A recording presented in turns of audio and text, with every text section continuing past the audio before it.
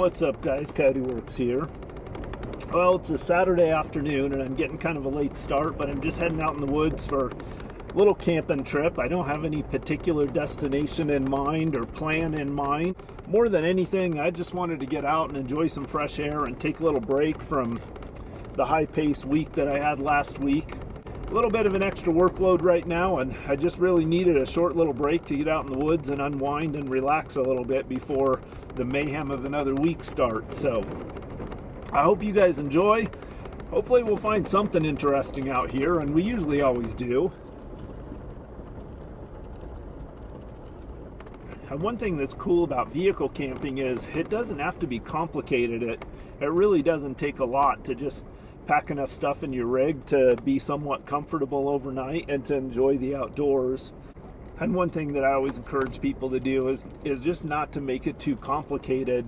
You know, when you think about it, to go out for 24, 36 hours to zip out in the woods and go camping for a night, you don't really need that much stuff. I mean, really, at the end of the day, you need something to sleep in, something to sleep on, a sleeping bag, a pad, maybe a tent, something to eat, something to drink, and that's pretty much it. You fill up your car with gas on the way out of town, and yeah, there's a lot of other stuff that can help you prepare for a variety of different situations, but at the end of the day, you're just going out to spend the night. Probably about 70% of the things that I have in my kit that you guys see in my loadout are to prepare for a variety of different circumstances that I might run into, to prepare for emergencies, and kind of all based on the fact that I go in some really remote places. If you're just zipping out of town and you're just going to be a mile or two off a main road, a lot of that stuff you don't even need to worry about.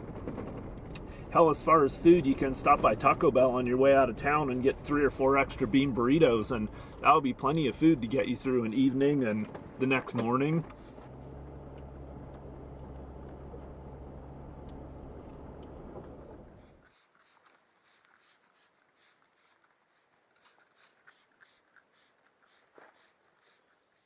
All right, I think I found a cool spot to camp here.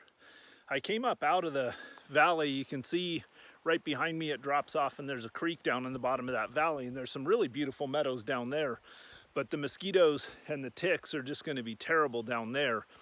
So I came up the hill about 100 yards or so, and I found this old kind of landing area up here. Nice flat spot to put the Jeep, so I'm just going to do a really simple setup. I might actually throw up my awning because I don't know if you guys can see, but back there's some pretty ominous looking clouds and we could get a little rain. So I'll probably just set up my rooftop tent, my awning. I'm just going to throw out my chair and my table and keep camp simple tonight. For those of you that are new to my channel, I run the Free Spirit M55 Adventure Series rooftop tent and the Jeep awning, and it's a snap to set them both up.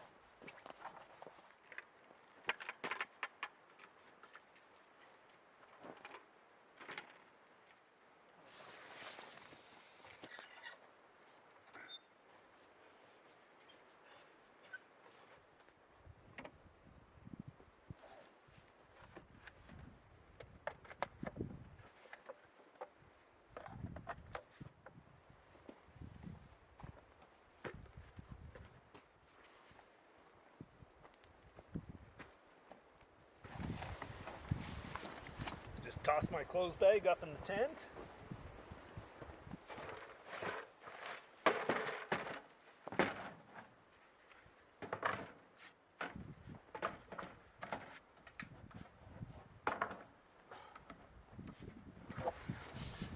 Table.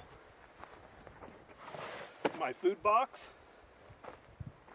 And last but not least, I'm going to pull out my ready light, but I'm not going to actually set up the whole stand and everything. I'm just going for a simple setup tonight. So I'm just going to pull off a couple of the pods off of it, and then those I can just magnet right to the side of my Jeep.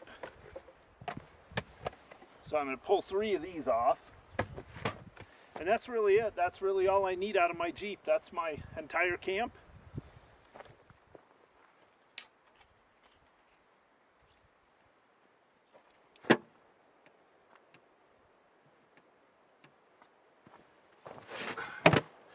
Now I'm just going to get my stove out and a Mountain House meal, because I'll end up just doing a Mountain House meal tonight. After I get my camp all set up, I want to do a walk around, see if I can locate any more sign of this old early 1900s lumber mill site. But I'll just go ahead and get my stove and everything set up first, and then camp will be basically all set.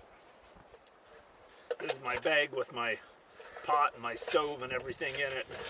I just have it all together in a little stuff sack, my utensils, my cup and everything, so if I want I can just grab this out of the food box if I just want to make a quick cup of coffee, or if I need to make a meal after dark or something.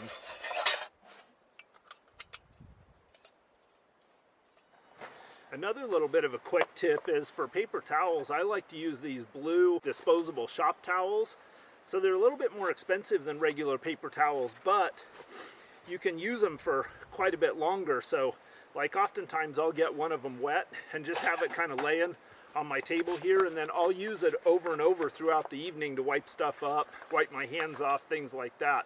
They're just enough more durable than regular paper towels that they last a little bit longer. So all right, camp set up. Now I'm just gonna have a little snack. I just got a new batch of my Droevor sausage. It's a dried sausage from South Africa. One of my favorite snacks out here in the backcountry. All right, now that camp's all set up and I had a little snack, I'm gonna go for a walk. And I'm gonna I got a new knife and I'm really curious to try this thing out a little bit. I actually saw this thing over at Black Rifle Survival, and I'll put a link to his channel down here, but he picked up one of these a while back and did a review on it, and it just looked like a really solid knife, and he had really good feedback on it. So I'm going to take this thing down. I'm going to hike down into this canyon down by the river. So this will be my first use of the SE6HM, which stands for handle modification. SE6 with the modified handle. It reminds me a lot of the, I think it's was the old Blind Horse Knives PLSK1. Real similar shape, that French trade knife. Good balance, feels really comfortable, so I'm anxious to put it to the test.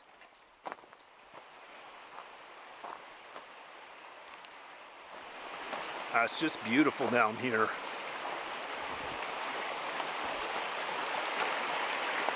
Looks like there might have been a bridge across this at one time. See this kind of berm right here, and I can see one on the other side. And then you can see some old timbers down in there. So I'm wondering if this was a bridge way back in the day sometime. Oh yeah, there's a board right down there.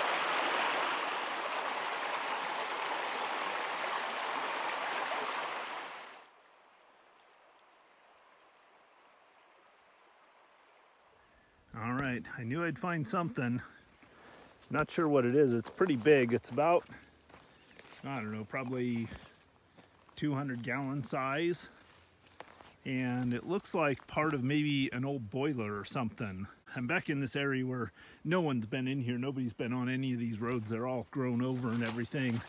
And there should be another old lumber mill site from around the early 1900s up in here, so I'm thinking I'm getting close to it.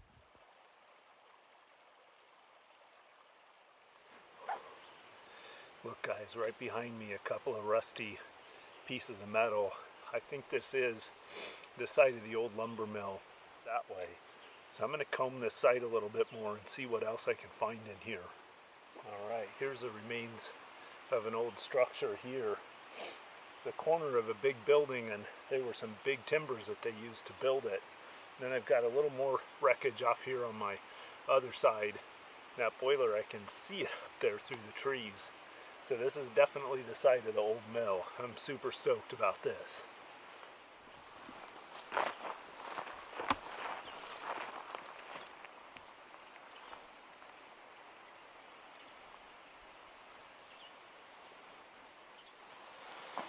Look at that old iron.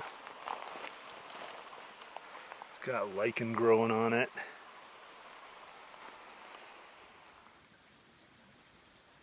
It almost looks like rail.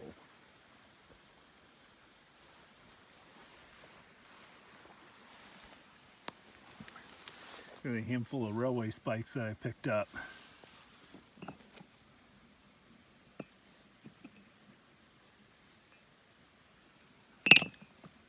Yeah, there's some kind of structure or remnants of something there.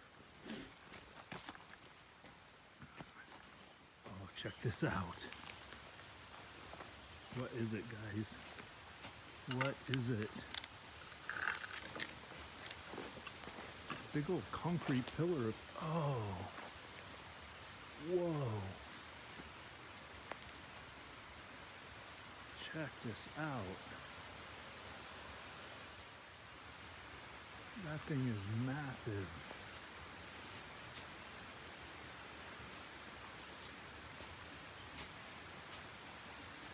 Look at it, it goes all the way down there. It's like some kind of a big old kiln or something. There's a tree grown up in it. Look, it's lined with brick. Definitely some kind of kiln. And then there's another hole over there. Damn, this is so cool.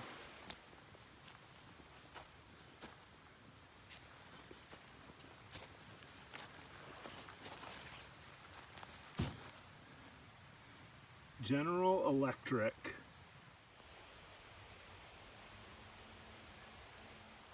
I think this flat right here is the site of the old mill. One last hill behind me, and then I'll be back at camp.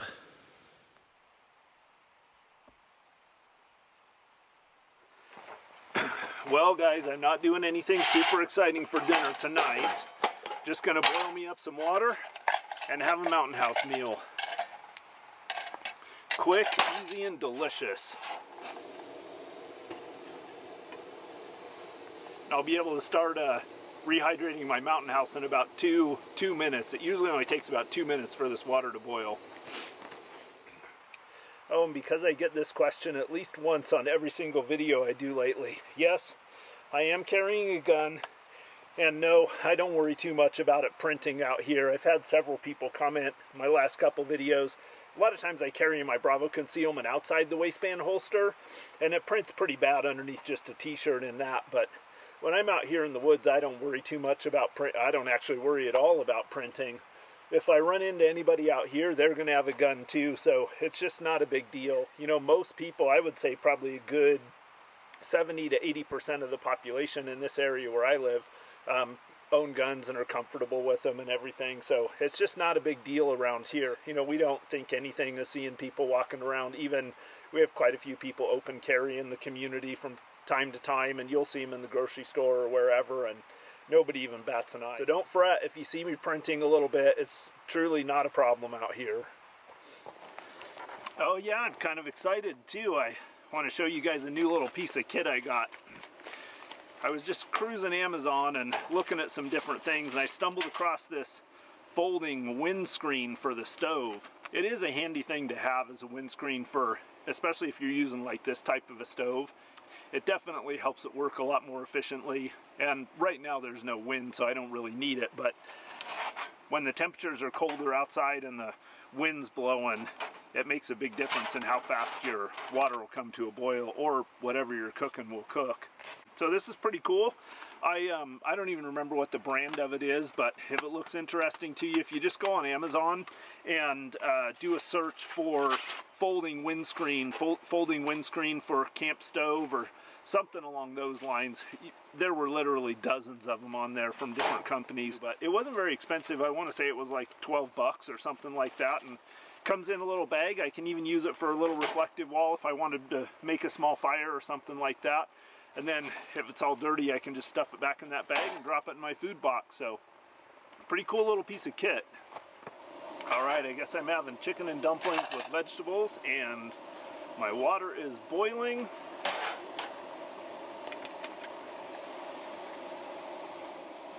That looks about right. That's a little quieter.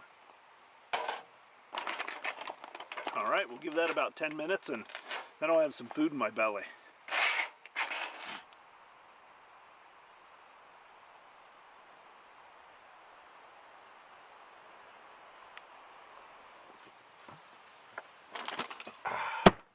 They have me a little dust cutter with my dinner. And just so you guys know, this is not a Yeti. This is a Sig Sauer cooler. I wouldn't use a Yeti cooler because they kind of turned on the gun community a little bit. This is it, folks. One of the most relaxing things in the world. Watching the sun go down, listen to the animals come alive. I've seen a little bit of bear sign in here, so I'm hoping maybe I'll see a bear before the trip's over. That mango lemonade dust cutter is the money. It's naturally refreshing. I was talking a little bit on my way up here about how simple car camping can be, and as you can see, there's a lot of gear left in my Jeep, but none of this stuff I'll actually use on this trip on an overnighter like this.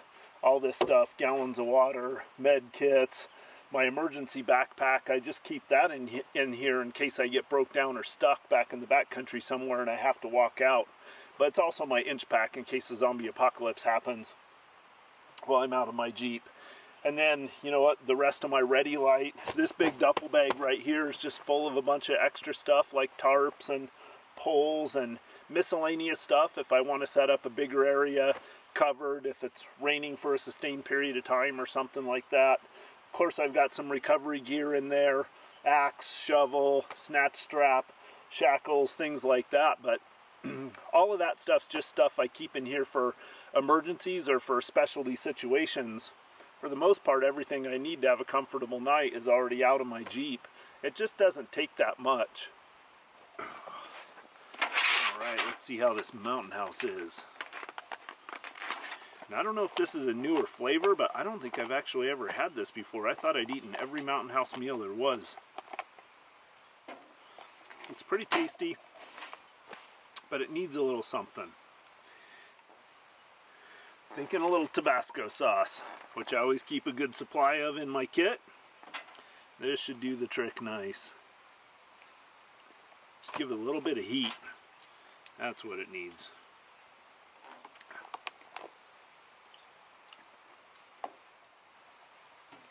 That's exactly what it needed.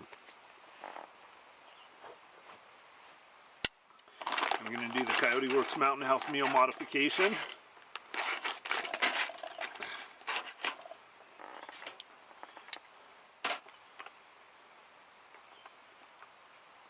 Perfect.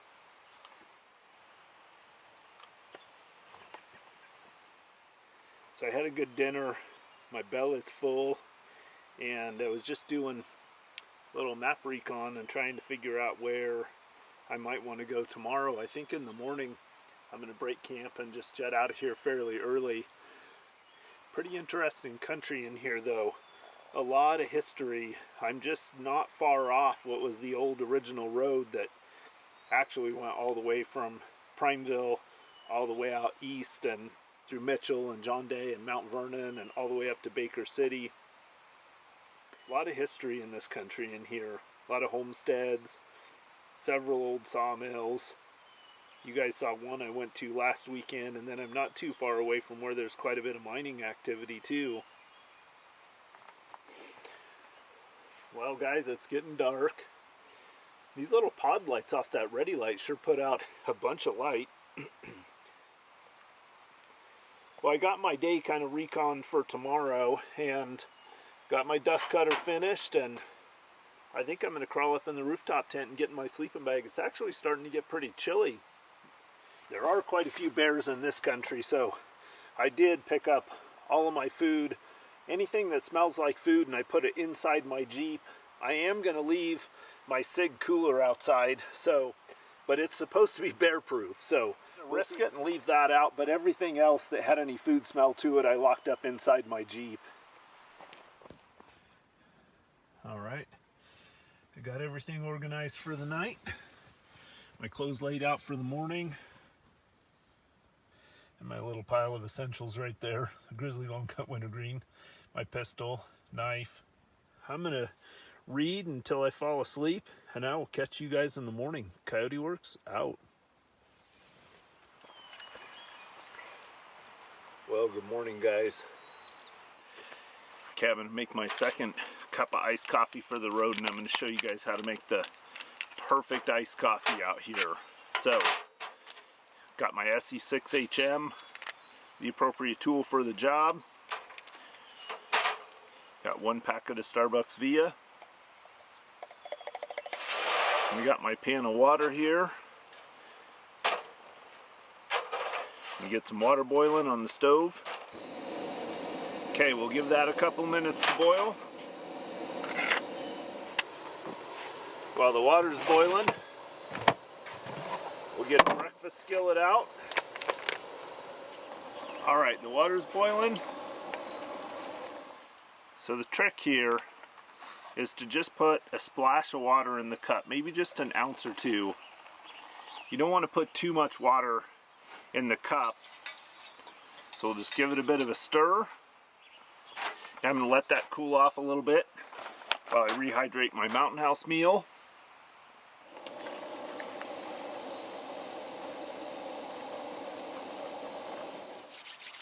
Okay, while my Mountain House meal's rehydrating, I'll finish making that iced latte for you guys. So the next step is we go down here in the cooler.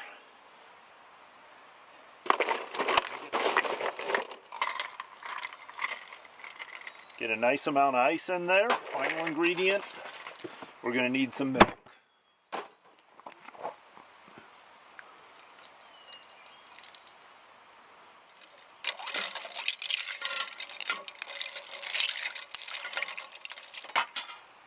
Boom, and that's it. Better than Starbucks. Cheers, guys. Redneck iced latte. Oh, that's perfect.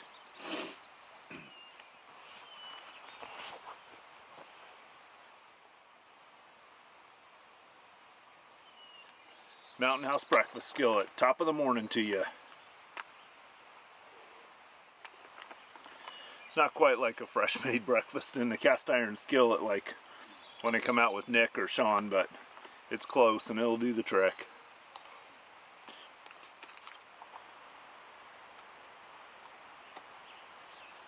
Alright, so now that I've had my breakfast and my coffee in me, I'm going to pack up my camp and head on down the road.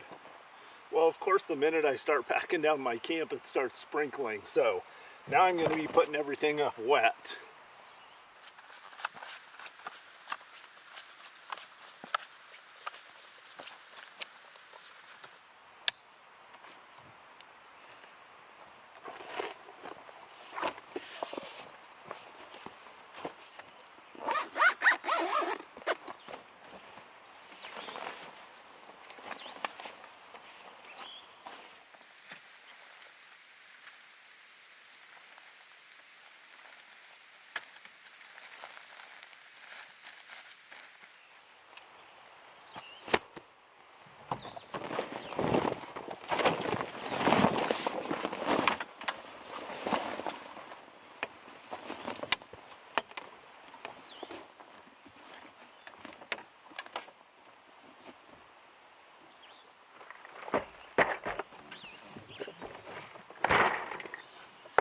Done. I did a little bit of reorganizing, and let's see how long that took me.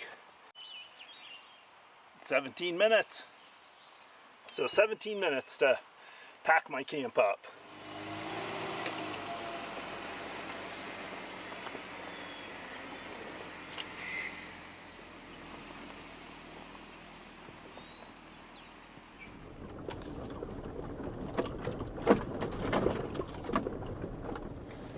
One of the things I've always loved to do ever since I was old enough to drive is just come out in the forest or out in the backcountry and just drive these old tracks. And on a day like today where it's just drizzling down rain, like this is a perfect way to spend a couple hours on my way out.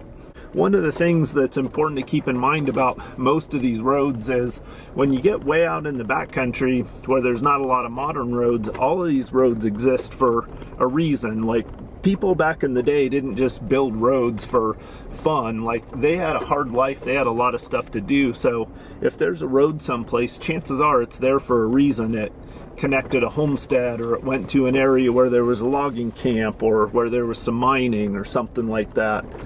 It's amazing the kind of things that I find by just following little unmarked 2-track roads out until the end. I use the term overland, and every once in a while somebody will ask me, well, what's the difference between overlanding and just car camping? And for me, overlanding is more about the journey as opposed to the camping. When a lot of people think about camping, they think about going to a destination in the woods, and then being at that destination is kind of the crux of the trip, or the reward of the trip.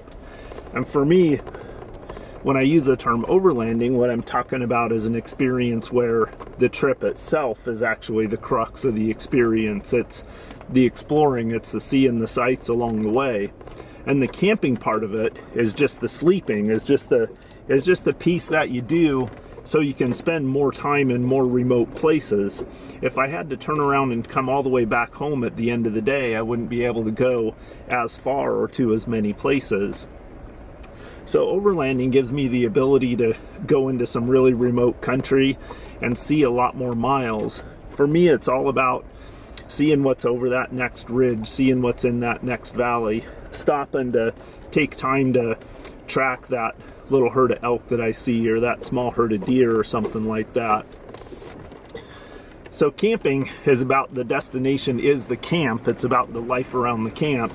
And while that can be a really nice component of overlanding, it's not the crux of the journey, or it's not the goal of the trip with overlanding. The goal of the trip is to see all the miles that pass between you and one night's place you sleep and another night's place you sleep. Alright guys, I am back on a main gravel road, headed back up over the Ochoco Mountains and back into town. I'll have about an hour, maybe just slightly over an hour drive back into town. But that was a nice quick trip, little less than 24 hours. It's about noon right now, and I think it was like 3:30ish or so, and I was heading out yesterday afternoon, so a little less than 24 hours. Nice trip, really enjoyed it, packed a lot into that 24 hours. So again, the theme for the trip is, if you keep it simple, it doesn't take a lot of time and a lot of planning to head out. But now I'm heading back into town. I'll get a shower, have me a nice dinner in town tonight, and get my chores ready for the week. Hope you guys enjoyed coming along. Coyote Works out.